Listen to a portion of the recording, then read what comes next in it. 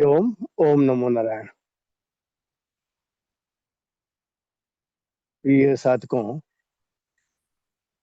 विगत 2 माह से अधिक समय से हम लोग अपने प्राणायाम से ध्यान की यात्रा में सतत हम लोग लगे हुए हैं।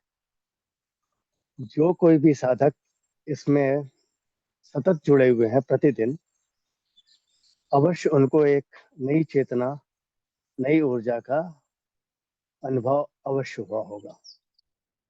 कहे कि जो पद्धति, जो प्रक्रिया है, हम पूरे योग दर्शन के अष्टांग योग को पालन करते हुए आगे बढ़ रहे हैं। इसके अतिरिक्त कोई और विकल्प है भी नहीं। आप एक शॉर्टकट ले सकते हैं, लेकिन शॉर्टकट से आप छोटी दूरी तय कर सकते हैं। लंबा जाना है तो आपको पूरे के पूरे मार्गों को बनाते हुए, सुदृढ़ करते हुए जाना है, जिससे कि आपको आगे जा करके कहीं से भी कोई भी चूक ना हो, पीछे आकर के कुछ देखना हो तो सुगमता से आकर के देख सकें। इसीलिए सड़कों को बनाने में इतना समय लगता है। योग दर्शन को समझने के लिए पतंजलि, महर्षि पतंजलि ने 8 चरण बताए। यम, नियम, आसन, प्राणायाम, प्रत्याहार, धारणा, ध्यान, समाधि।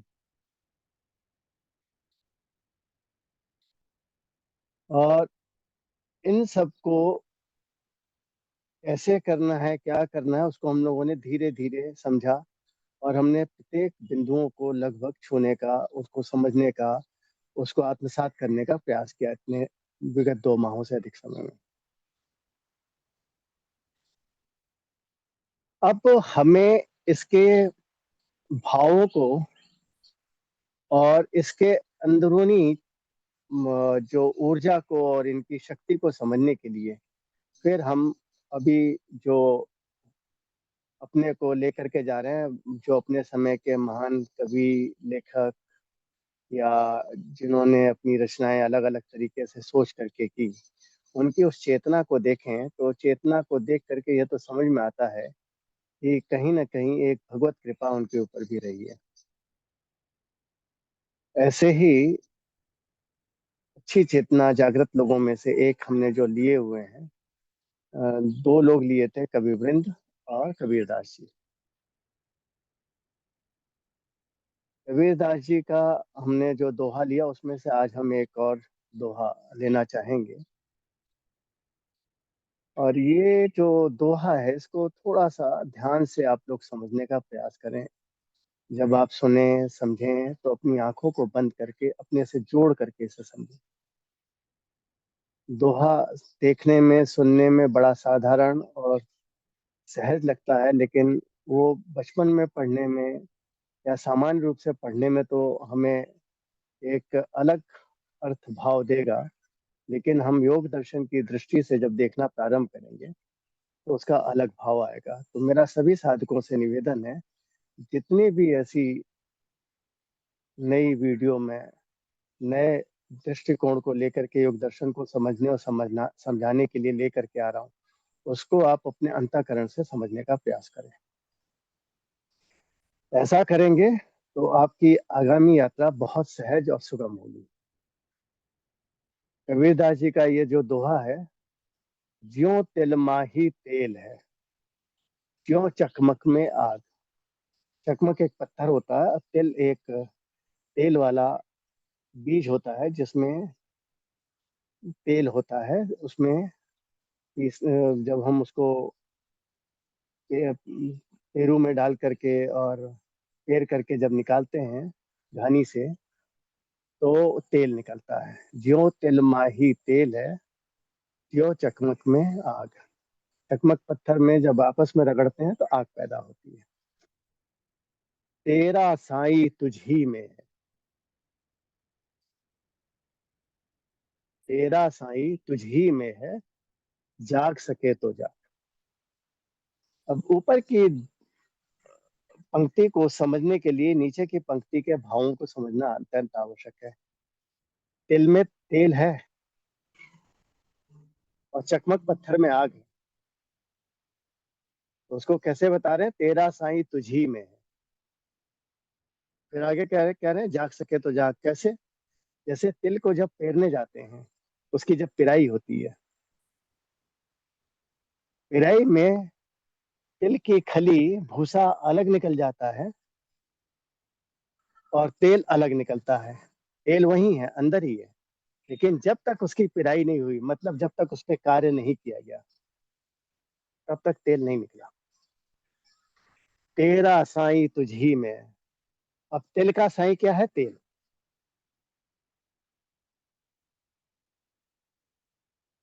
समझ रहे हैं? तेरा साईं तुझी में है, जाग सके तो जाग। अब दूसरा क्या है? ज्यो चकमक में आग।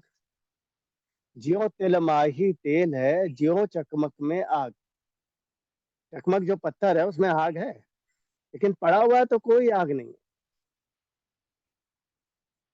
तेरा साईं तुझ ही में है, जाग सके तो जाग। रगड़ा, जैसे ही रगड़ा आग आ गई। अब इसको समझना है योग दर्शन के भाव से, तो साथियों आप लोग समझ गए होंगे मैं क्या कहना चाह रहा हूँ। यम, नियम, आसन, प्राणायाम, इस पे पूर्ण रूप से अपने को समर्पित किए बगैर आगे की यात्रा आप नहीं कर सकते। आपके अंदर ही सब कुछ है। जब आपके अंदर ही सब कुछ है तो प्रयास किसको करना है? आपको करना है। मेरे प्रयास करने से कुछ नहीं होगा। तेरा साईं तुझ ही में है, जाग सके तो जाग। अब यहाँ पे बात आ रही है आपके शरीर के प्रत्येक अंगों की, प्रत्येक आपके ग्रंथियों की, प्रत्येक कोशिकाओं की, कोशिकाओं के केंद्र तक की। उनको जगाना है। उनको जगाने के लिए क्या करना है? योग दर्शन, मानव शरीर का OEM, original engine manufacture manual, ये ईश्वर द्वारा प्रदत्त, महर्षि पतंजलि द्वारा लिखित, ये मानव जीवन जीने का मैनुअल है। और इसको आप समझिए, ज्यो तिल माही तेल है, ज्यो चकमक में आग। तेरा साईं तुझ ही में है, जाग सके तो जाग। आपको प्रयास करना है, अपने गहरे उतरना है। राख चेष्टा पको ध्यानम, अपने अंदर बिल्कुल जाते जाना है, अंदर डालते जाना है, डालते जाना है, अंदर जाते जाना है। वो अपने आप चीज ऊपर आती जाएगी, तब आप उसका रस पान ले पाएंगे। बाहर की दुनिया के संग जुड़ करके हैं। ज्यो तिलमा ही तेल है। तेल पेड़ में बीज के रूप में निकाल के रख दिया तो तेल नहीं मिलने वाला, जब तक वो पेराई नहीं होगी, उसकी घानी में नहीं डाला जाएगा, तब तक तेल कहाँ निकलेगा? कहीं से भी तेल नहीं निकलेगा। ज्यो चकमक में आग। चकमक पत्थर बहुत जगह मिलते हैं, पड़े रहते हैं, कुछ आग नहीं आती है। लोग अपना उपयोग करते हैं, फिर वही छोड़ के चल देते हैं। जब तक उपयोग नहीं किया गया तब तक आग नहीं निकली। आग है, लेकिन कब? जब घिसा गया उसे, तब। तेरा साईं तुझी में है, जाग सके तो जाग। तो आपके अंदर जो ऊर्जा है, शक्ति है, उसको जगाने का काम किसको करना है? आपको करना है। कोई बता सकता है, आपको संकेत दे सकता है, इंगित कर सकता है, लेकिन प्रयास आपको करना है। और लगातार प्रयास करेंगे तो आप चमक उठेंगे, खिल उठेंगे।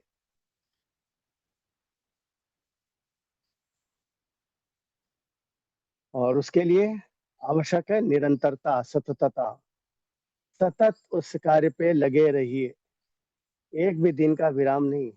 आपके शरीर की कोशिका जिस दिन अंदर से ऊर्जित और जागृत पूर्ण रूप से होगा, अंदर के जितने भी तामसिक तत्व हैं, विषाक्त तत्व हैं, टॉक्सिन्स हैं, जब तक शरीर से बाहर नहीं होंगे, आप पूर्ण रूप से शारीरिक, मानसिक, बौद्धिक, आध्यात्मिक रूप से स्वस्थ नहीं होंगे। यहाँ पे पुनः मैं विशेष रूप से कर्क रोगियों, कैंसर पेशेंट्स, और जो कॉम्प्लिकेटेड मल्टीपल ऑर्गन्स चैलेंजेस, जिनको कि अपने बहु अंदर जो उनके अंग हैं, उसमें जो उनको व्याधियां हैं, चुनौतियां हैं, इन सब लोगों को भी मेरा निवेदन है, इस चीज को समझें। ये क्यों बिगड़ा? क्योंकि हमने उस पर कार्य नहीं किया। हमने जब समय था, जब सब चीजें सही थी, तभी से कार्य नहीं किया। इसका ये अर्थ नहीं है कि आज समय हाथ से निकल गया है। जितना समय, उस पर तो कार्य करिए, हो सकता है समय वापस आने लगे। कहते हैं ना, पूरी के पूरे समर्पण भाव से एक पत्थर ऊपर तो फेंकिए, उसमें अपनी विनती निवेदन ईश्वर को लिख करके, हो सकता है तो उस तक पहुंच ही जाए। लेकिन समर्पण पूर्ण होना चाहिए, अपने पे विश्वास पूर्ण होना चाहिए,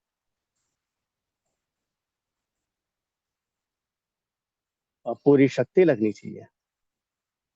हो सकता है कि वो ईश्वर कोई व्यक्ति रूपी कहीं और हो, जहाँ वो पत्थर गिरे, वो पढ़े और समझे और आपको सहायता मिल जाए। हो सकता है वो ईश्वर का ही एक स्वरूप के रूप में, ईश्वर की ईश्वरीय प्रक्रिया के अंतर्गत उस तक पहुंचा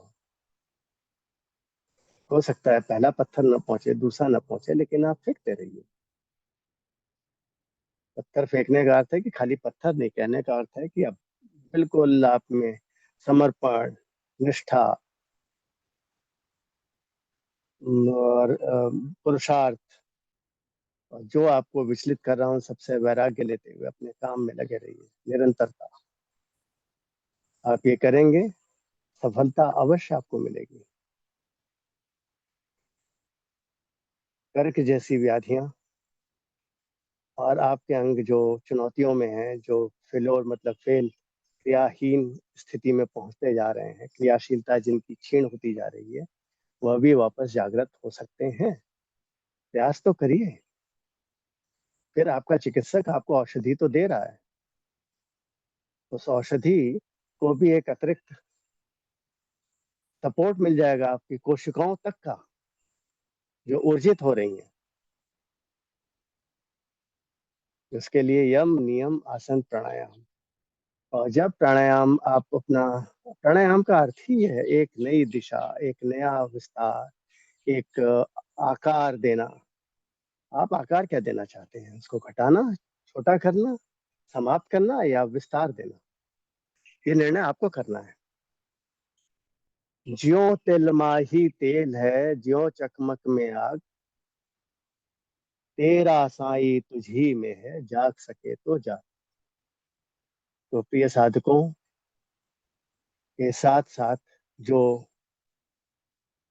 जटिल रोगों से, कर्क रोगों से ग्रस्त हैं, और मेरा सभी चिकित्सकों से भी निवेदन है कि ये सब बातें अपने रोगियों को भी बताएं, उनसे 2 मिनट 5 मिनट इस पे समय दें। आपका यह प्रयास आपकी औषधि में एक कई स्तरीय गुणवत्ता सुधार लाने में कार्य कर सकता है। तो ये एक प्रयास, और इसी कारण से मैं कहता रहता हूँ कि प्रतिदिन प्रातः 6:30 बजे से मेरे साथ जुड़िए, प्राणायाम से ध्यान की इस यात्रा में आपको अद्भुत लाभ होने वाला है। जुड़िए तो सही। आप ही के लिए, आप ही के लिए प्रयास है, और मैं करता रहूंगा। जितने लोग इस लाभ को लेना चाहें, लें। ये अवसर, ये आपके लिए है, प्रयास मेरा है, मेरा प्रयास सतत है। आपको कुछ समझ में नहीं आता प्राणायाम इन सब पे, तो हर वीडियो में मैंने एक डिस्क्रिप्शन में व्हाट्सएप ग्रुप का एक लिंक भेजा हुआ, उसमें जुड़े, वहाँ एडमिन को अपना संदेश भेजें। जो जिज्ञासा वाले प्रश्न हैं उनको अवश्य लिया जाएगा। जो प्रश्न प्रश्न के लिए हैं, उस पर हम भी विचार करते हैं। प्रश्न मात्र प्रश्न के लिए है, वो समझ में आता है। जिज्ञासा के लिए वो समझ में आता है।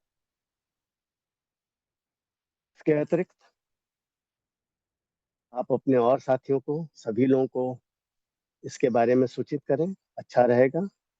साथ ही आपको प्राणायाम को लेकर के और चीजों को लेकर के कोई चीजें हैं, तो प्राणायाम से और बाकी 5 कोश, 7 चक्र, नाड़ी, इन सब के बारे में अलग अलग वीडियो में, छोटे छोटे आधा आधा घंटे के वीडियो उन्हें देखिए, समझिए, फिर अपनी जिज्ञासा भरे प्रश्न को करिए, उसको जैसा बोला गया वैसा करिए, और उस पर फिर चर्चा बहुत आनंददायी होगी।